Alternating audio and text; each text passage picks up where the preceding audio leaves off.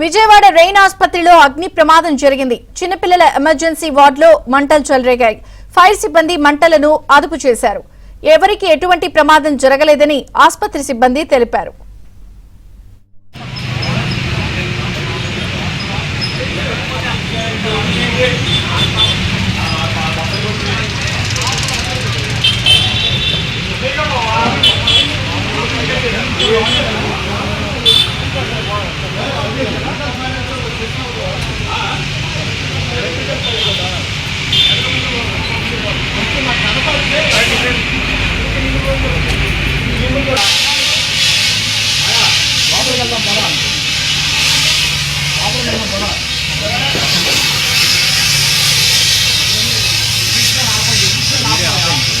NTV